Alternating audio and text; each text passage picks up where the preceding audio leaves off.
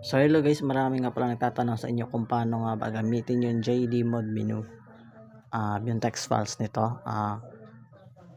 Una tuturuan ko kayo paano gamitin yung camera text files. First, open nyo lang yung NBA nyo. Once na pag nandito na kayo, syempre i-open nyo yung JD Mod menu nyo. Tayo lang natin. Pag na-open na po siya, add up script, refresh. Hanapin nyo lang dyan yung files na pag nakadownload na kayo, hanapin nyo lang yung ito, Mark Erang camera. Yan po. Yan. Yan po, Mark Erang na yan. Yan po pangalan ng files. Matapos po yan is nandiyan na po yung value ng camera. Pag in-execute nyo po yan.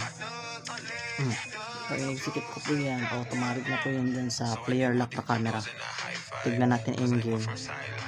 So yun lang guys, pag nandito na kayo sa in-game, makikita nyo na.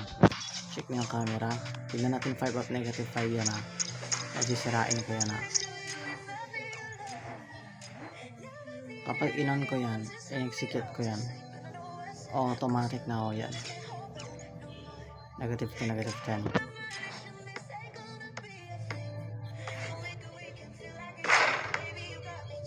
So maraming nagtatanong sa inyo kung paano nga ba makuha yung gusto nyong value sa camera. Una, punta kayo sa ZArchiver. Pag nandito na kayo sa ZArchiver, puntahin nyo na yung file na to. Meron kayo nito. Pag naglalagay kayo ng script files, dito nyo ilalagay sa NBA 2K24 JD Mod menu. Open nyo lang yan. Files, hanapin nyo yung camera na text file nyo. Ito, Mark C. Erang. Pagkatapos nyan ay open nyo lang. Buksan nyo yung files using ZArchiver text. Pag na-open nyo na yun, mayroong nakalagay dyan zoom. Tapos height sa baba. Height sa baba. Gagawin nyo dyan ay dito kayo mag-a-adjust ng value sa katabi ng 4. Okay. Kung anong gusto nyo yung value, lalabas po dyan. Example, gusto ko ng 20.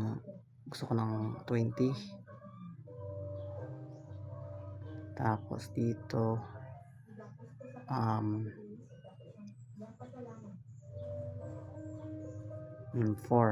Hindi. 2. Ganyan.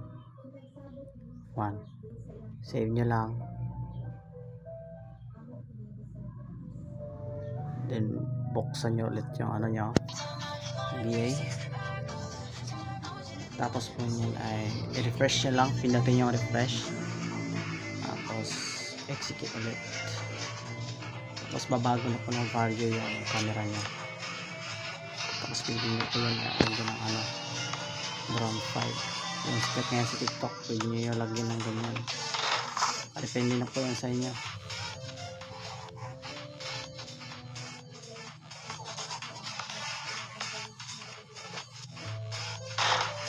Nakasobra ata. Sige, bigyan natin ng sample. Ito yung mga gusto kong yung gusto ko talaga na gusto ko na camera. Negative 2 tapos FF4. Pero pag gusto niyo talaga baguhin yan, yung mga nakikita po natin sa TikTok, ay pwede po natin yan ibaliktad. Example, F2 may negative 14 yan.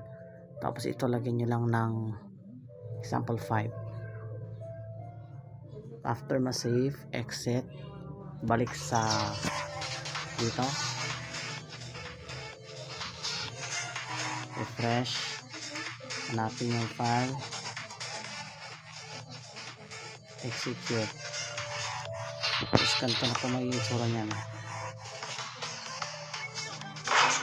Kita nyo po.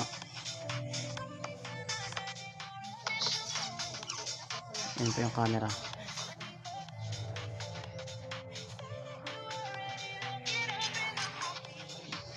Oh, ang pangit po kasi malayo. Gagawin nyo dyan. Adjustan natin yung zoom. So, adjustin yung zoom kasi malayo. Gagawin natin ano, gagawin natin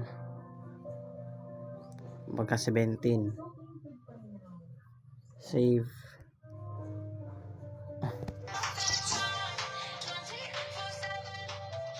Refresh. Execute. Magiging 23 yan. Ayun na po siya. Hindi na po kalapit. Yung mga gusto mag 0.5 dyan, ito lang. Adjustin nyo lang hanggang sa makita nyo yung value na gusto nyo.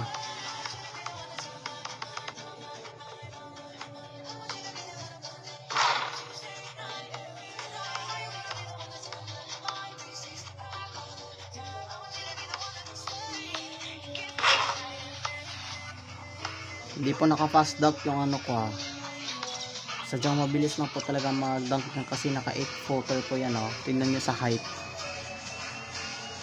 Yan, 8 po yan. Kaya mabilis po yan mag-dunk. Ganyan lang po pag pag set up ng zoom tapos ganoon na po pag set up ng zoom sa Mark Erang camera. Ganun lang po yung pag customize. Babalik ko na doon camera ko.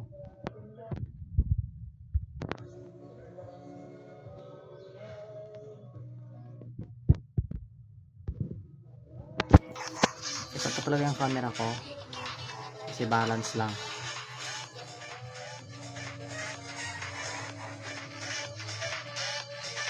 Tapos pinasa ko sa 5. Wait lang.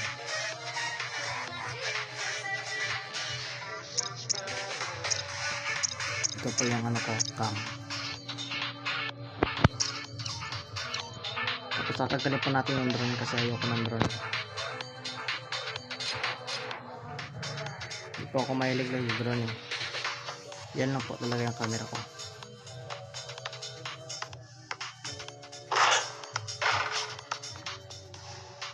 Yan lang.